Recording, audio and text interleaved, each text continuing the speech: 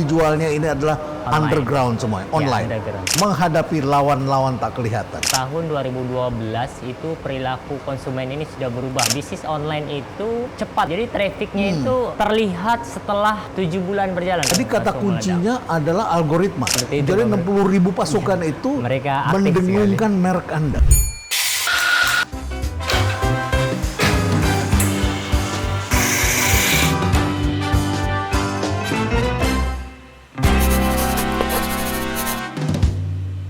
Selamat datang di Cafe Berisi, Tony Firmansyah.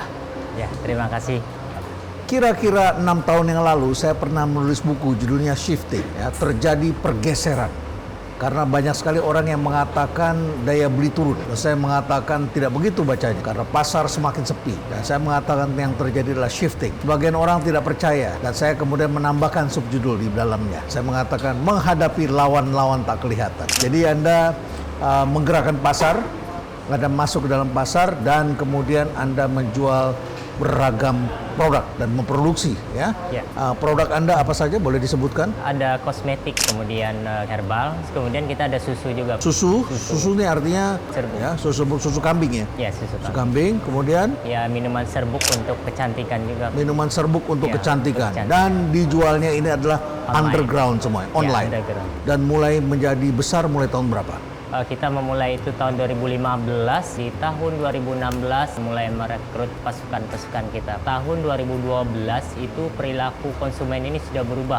Ya. Dengan adanya internet yang semakin cepat, dan saya melihat bahwa peluang bisnis online itu tinggi sekali, Pak. Ini ya, kita punya visi yang kuat bahwa bisnis online ini akan merajai di masa depan. Terus kemudian baru mulai dirasakan tumbuhnya kapan itu? Bisnis online itu cepat. Jadi trafficnya itu terlihat setelah 7 bulan berjalan. Tapi kalau di online ini kan sedikit viral aja. Jadi udah mulut ke mulut, interaksi itu langsung. Jadi kata langsung kuncinya adalah algoritma. meledak. Algoritma. Betul. Algoritma. Ya. Apa yang Anda pahami algoritma? Bedanya yang online marketing sekarang itu ada interaksi. Ada interaksi. Interaksi antara penjual dan pembeli. Sekarang di Shopee atau Tokopedia ya, dia tuh kalau dia mau beli sesuatu, situ bisa nanya-nanya, dan itu dia bisa langsung respon dari customer yang jualan langsung. Jadi Anda ingin mengatakan bahwa konsumen kita hari ini sudah berubah.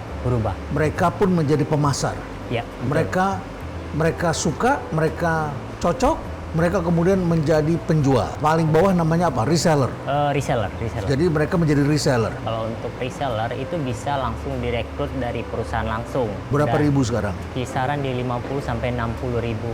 Artinya mereka ingin mendapatkan pendapatan. Ya, betul. Ini revolusi entrepreneurship di Indonesia. Iya, betul. Orang menjadi entrepreneur itu banyak sekali. Iya. 50 sampai 60 ribu orang. 50 sampai 60 ribu. Wow. Kemudian kita dari reseller, tentu Ya. di sini kita lihat dari kalau dia punya omsetnya bagus, Ya. dia naik level. Oh, merekanya bisa naik level. Bisa naik level. menjadi subagen, mungkin Subagen. kenaikan diskon Ya. dengan pembelanjaannya yang Oh. sudah meningkat. Jadi reseller dapat berapa persen? Katakanlah Reseller kasarnya. 20%. 20%. Iya. Oh, udah besar. Udah besar. Berarti dari reseller bisa menjadi agen, dia mendapat berapa kira-kira? Kalau agen kita sekarang di angka 40. Dari agen kemudian menjadi distributor itu dapat berapa? Distributor kita 50. 50. 50%. Ya. 50%. Berapa persen untuk iklan? Kalau sekarang di angka 1,9%, Pak. Oh, tidak terlalu besar.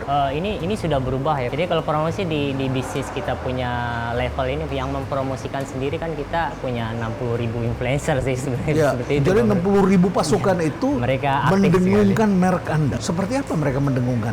Jadi karena mereka ngerasa bahwa produk yang mereka jual itu adalah bisnis mereka, sehingga mereka tiap hari itu mereka iklan itu di sosial media mereka punya, itu di WhatsApp, kemudian dia punya e-commerce ya, di e-commerce-nya dia mungkin dia bisa beli iklan di situ. Sehari itu minimal mereka iklan bisa 10 sampai 12 kali. 10 sampai 12 kali, dan mereka beriklan, mereka menulis, mereka menyampaikan, Betul.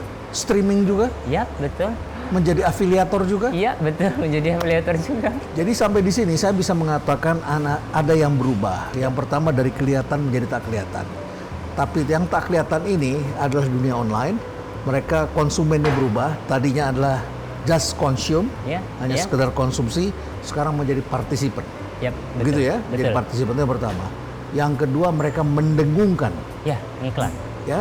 Nah, mereka mendengarkan karena mereka mendapat keuntungan. Iya. Dan mereka menjual begitu ya. Kemudian apalagi berikutnya lagi ya. Mungkin gini ya, karena yang permasalahan yang saya lihat sekarang di jalur distribusi ya, di online ini saya rasa belum cukup mature lah untuk distribution. Tapi yang sekarang saya lihat online itu makin ke timur malah sebenarnya nggak terlalu kelihatan Pak Bro. Mungkin beda dengan konvensional distribution ya Pak ya, yang mereka sudah punya channel distribusi di Ya, setiap tapi pakai PT daerah. Pos bisa cepat itu. Iya. Bagus sekali nih harus pakai PT Pos ini. Ya, Karena sebenarnya satu-satunya solusi. jaringan Ya. logistik yang sampai ke daerah terpencil 10.000. itu PT Pos. Iya. Ya. Dan Pos ini- itu bukan lagi surat pos, tetapi Ya. sudah logistik hari ini, logistik, kurir service dan sebagainya. Produk ini punya Anda sendiri. Oh iya Pak Bro. Kita Anda produksi. merek baru langsung masuk ke dalam pasar dan langsung diterima oleh mereka. Kalau dulu kan orang membeli yang seperti ini sangat berhati-hati melihat kandungan kimianya dan sebagainya. Sekarang yang saya lihat dari perilaku konsumen itu, mereka akan meneliti dulu. Kita beli produk, kita lihat dulu nih perusahaannya apa. Ya. Nah, tapi yang sekarang yang saya lihat konsumen melihat sellernya resmi apa enggak gitu. Nah, dia oke. punya ID apa enggak. Nah, Ya. setelah mereka lihat bahwa oh, ini seller resmi, dia punya ID dan ini emang terkonfirmasi bahwa ID itu artinya ada badan POM-nya. ID sellernya, ID seller, oke. dan sekarang ya konsumen sekarang ngerasa bahwa kalau mereka itu seller resmi, mereka udah percaya dan mereka bisa kulik-kulik. Produk pertamanya apa Pak Tony? Kita deodoran. Deodoran. Deodoran yang pakai Spray. roll gitu? Spray. Jadi bukan lagi deodoran yang Bukan. dulu ini. Spray Bukan. ya. Dengan spray ini mereka ngerasa lebih cepat, Ya. lebih tahan dan nggak ada efek samping mungkin ya seperti itu dan mereka nyaman. Kita Ya. ngopi dulu ya. Boleh. Kita Bro. ngopi di Terima sini, kasih. kopinya enak ini ya. Ya. Pak Saya Tony mau kopi apa? Kopi panas? kopi hitam. Kopi hitam. Ya. Ya.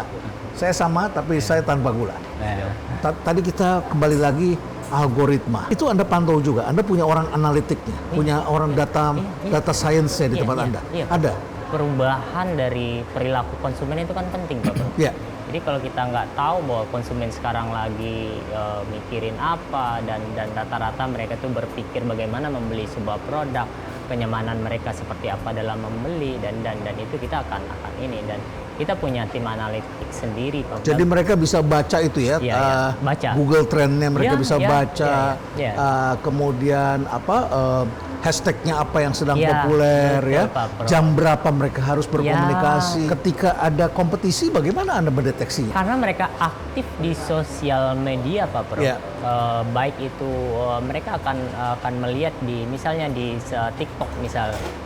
TikTok Pak ini lagi viral ini produk seperti ini dan mereka cara beriklannya seperti ini dan mereka menggunakan influencer ini dan penjualannya seperti ini Pak. Pak Tony, Anda dulu sekolahnya kalau tidak salah Anda pernah menjadi apoteker ya? Saya apoteker Pak. Apoteker. Iya. Kenapa Anda berhenti? Secara luas bahwa apoteker juga harus bisa bikin industri, bukan hanya bekerja di industri dan harus bisa menciptakan produk dan yang paling penting adalah ya seorang Terima kasih. apoteker juga harus membuka lapangan kerja. Kemudian berhenti, tapi jadi apoteker kan gaji tidak besar. Pastinya. Tapi kok bisa punya uang untuk bikin pabrik? Kita di bisnis online Pak.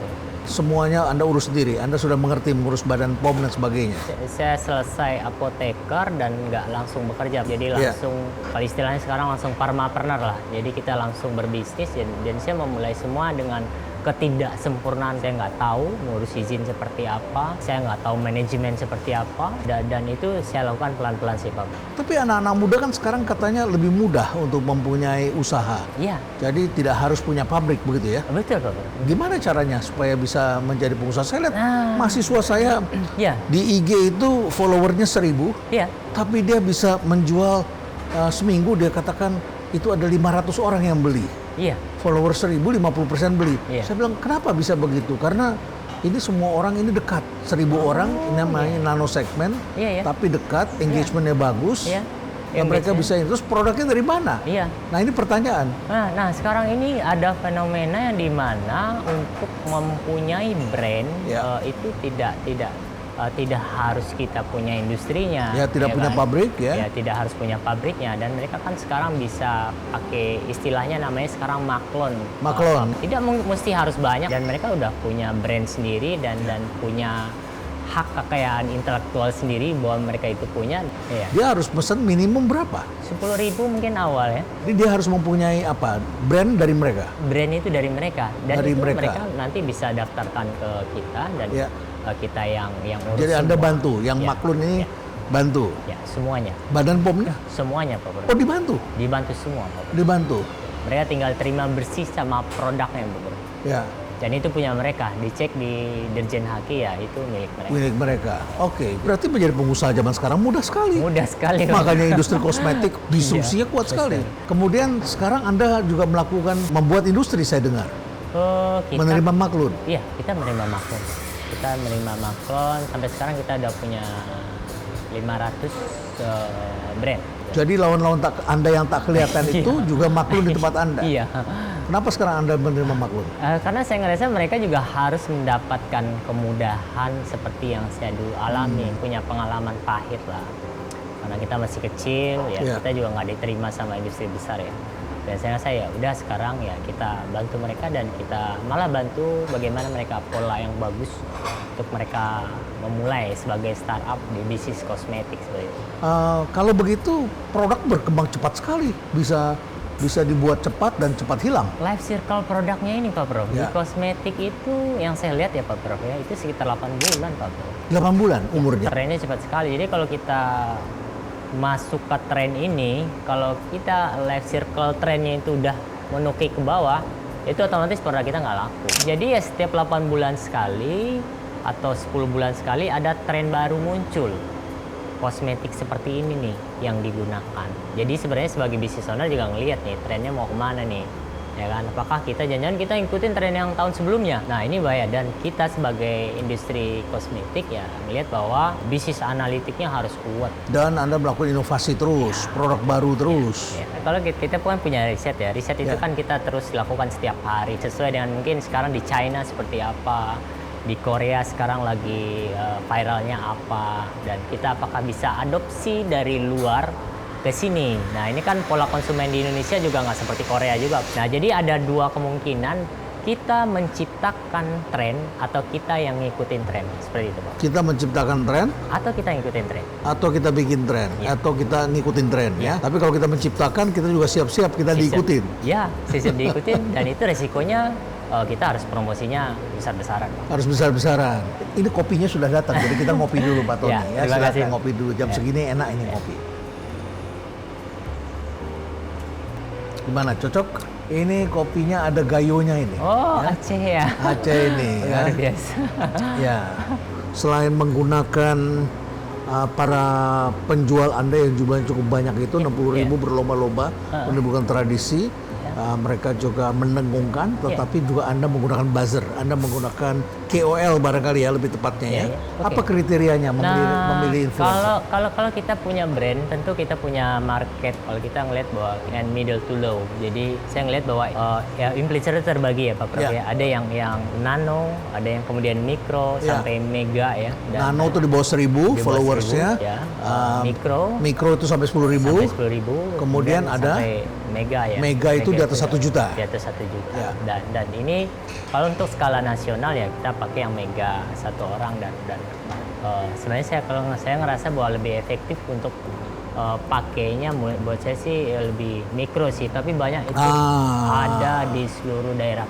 Karena yang saya ingat adalah ini kan zamannya bahwa orang beli itu kan trust. Ya. Trustnya itu ke community dan Ya. mereka ini orang sama nggak sih Ya. budayanya sama kita. Ini Jadi kan yang 10.000 ini Ya. followersnya memang tidak banyak, tetapi mereka dekat satu di sama setiap lain. daerah, Pak Bro. Di setiap daerah begitu, selalu ada ya. Ya.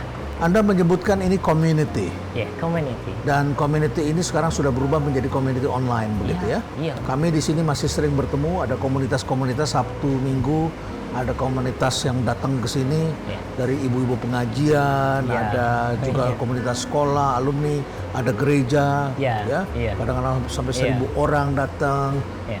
weekend atau hari biasa dan mereka bertemu dan saya lihat ini community ini potensi sekali, Iya. besar sekali dan mereka selalu ada produk yang mereka perkenalkan. Iya, Ya, betul, betul Pak. ya, begitu ya. Mereka sering jualan, Pak Bro. Sering Ya, jualan. ya, baik. Oke. Ada fenomena yang menarik. Ini saya pengen tahu Anda mengikuti atau tidak ya. Sekarang ini ramai dibicarakan ada toko Madura. Saya bertemu dengan tokoh-tokoh Madura yang suka datang ke tempat saya dan Iya. tidak jauh dari tempat kami ada. Iya. Salah satu cirinya toko Madura itu bekerjanya 24 jam Iya. karena dia tinggal di situ. Iya. Tapi barangnya lama-lama komplit. Iya, Ya, iya. ada kopi, ada susu, Iya, mau orang minum iya. di situ juga Iya. dia bisa, Iya. gitu ya. Iya. Jual sabun ada, minyak Iya. goreng ada, telur Iya. ada, dan ciri khasnya lagi di depannya ada bensin, dia jual bensin. Iya. Ya, bukan pom bensin mini. Seberapa besar potensi komunitas toko Madura ini? Mereka itu banyak banget. Saya ngeliat bahwa 3 kecamatan ya yang dekat sini itu mereka udah sampai 1.000 lebih tuh. Itu satu bandar. Saya lihat bandar aja deh. Beda-beda. Oh, beda-beda. Beda-beda bos ya. Barang Anda masuk juga ke mereka. Perusahaan saya masuk ke mereka juga. Tapi bukannya kosmetik, atau yang kosmetik juga? Bukan, kita di ininya ya minyak gorengnya sama telurnya. Oh, Anda masuk juga minyak goreng dan telur. Ini pun Anda jual sebagai lawan tak kelihatan. Jadi Iya. kalau Gimana ya? Ya. Karena bisnis sekarang tuh eranya disrupsi mungkin ya, bahasa tanda kutipnya ya, bahwa kita berbisnis ya kita punya keunggulan sih dengan mereka perilaku yang seperti ini ya, tentu pola marketingnya seperti ini. Ini menyesuaikan karena saya ngeliat warung Madura itu kan mereka kan kalau tutup capek-capeknya ganti shift itu kan malam Iya. kan mereka di situ kan mereka lagi konsen banget tuh ngelihat barang kosongnya apa aja. Dari situ kan mereka juga butuh sebenarnya langsung order, bukan ditulis dulu, dan mereka malam-malam itu udah bisa ngorder melalui online, besok dikirim dan tanpa ongkos kirim dan Anda mendistribusikan itu langsung kita ke. mendistribusi Tapi kan penjualan setiap warung ini kecil-kecil kan? besar, dan karena mereka buka 24 jam dan saya rasa kedekatan juga ya, emosional juga mungkin, dan lebih dekat sama ini pasarnya mereka ya, Iya. komplek-komplek, Dan harganya kompetitif mereka. harganya lebih murah Bang. Harga lebih merah. Harga lebih. Karena dapat dari Anda juga murah. Iya, kita kan dari prinsip langsung lah. Dan mereka tidak keluarkan ongkos kirim. Ya. Apa yang menarik dari toko Madura ini ketika Anda melayani mereka? Jadi ke harga lebih murah dan produknya bagus, dan saya rasa itu 2 indikator itu udah cukup buat mereka. Ada 20% lebih murah dibandingkan 10 sampai 15%. 10-15%. Berarti Jakarta, Jabodetabek ini Anda garap sendiri saja ini sudah cukup bagus kan begitu ya? Kurang lebih begitu ya? Bagaimana Anda membagi peta ini Greater Jakarta ini, mega city? Ya. Oke, distribusi ini penting. Jadi saya ngelihat bahwa semakin jaraknya itu kalau kita bisa kontrol dengan kita punya armada dan kosnya bisa kita tekan seefisien mungkin, dan harga itu sensitif sekali, tentu kita harus tekan distribusi kos, dan saya rasa ya mungkin setiap kecamatan itu harus ada warehouse. Baik. Ada satu hal yang menarik. Saya membaca salah satu produsen consumer yang besar, nilai sahamnya merosot cukup dalam, penjualannya sempat turun. Iya. Ternyata mereka sensitif karena konsumen juga sensitif terhadap hoax, Iya. terhadap isu. Ternyata merek-merek besar ini rawan Wih, terhadap hoax seperti Iya, itu. iya. Apakah produk Anda juga rawan menghadapi serangan-serangan? Kalau Ya. salah satu yang bikin viral dan ini kan nggak di screening bahwa ini benar apa enggak gitu. Tapi ini kan bisa ada gimmick-gimmicknya. Gimmick-gimmick ini di suatu kasus ya Pak Prea, bukan di ini ya yang perang yang kemarin. Dan itu bisa dikemas dan itu bisa menjadi penurunan yang drastis tuh kalau yang punya merek. Ada contoh yang pernah Anda alami? Jadi di kita itu ada spesialis Iya. yang bikin gimmick ini ada. Pasti mereka menguasai algoritma Oh juga iya, ya? pasti. Dia buka dulu mungkin di Twitter, Ya. dia buka thread situ, Ya. kemudian di situ bagus. Ya kemudian mereka ngangkat di Instagram, Didengungkan oleh yang lain. ya, dilempar ke TikTok. Nah, setelah itu naik dan boom, dan itu bisa menjatuhkannya. Jadi isu-isu sensitif sedikit itu akan bisa menghancurkan brand kita gitu, Bang. Wah, menarik sekali. Jadi pada waktu terjadi isu mengenai Gaza itu Anda tidak terpengaruh. Kita malah diuntungkan sih. Pindah Ya. ke Anda. Pindah ke kita. Tapi Anda bukan yang menciptakan itu. Saya hanya di belakang layar melihat. Terima kasih banyak Pak Ya, Tony. Ya. terima kasih, Pak Semoga ini produk Anda namanya SR12 ya. SR12. SR12 ya. Singkatan apa nih SR ini? Skin relief 12 masalah kulit untuk awal. Oh, skin relief. 12 Ya. masalah kulit. 12 Masalah kulit. masalah kulit. Ya. Oke, baik. Kita harapkan usaha Anda sukses. Ya, banyak sekali orang yang mendapat kesempatan, tapi Anda adalah salah satu contoh usaha yang mendisrupsi. Yap. Dan barangkali pelajaran yang bisa kita lihat hari ini adalah ini pelajaran besar karena saya pernah menunjukkan kepada penonton Intrik bahwa brand-brand besar semuanya punya masalah, akan menghadapi masalah yang sama seperti sepatu bata. Iya. Jadi seperti apa bekerjanya, saya kira inilah yang kita pelajari hari ini. Semoga ini bisa memajukan ekonomi kita lebih baik lagi. Terima kasih banyak, Terima Pak kasih. Tony, Ya. dan stay relevant.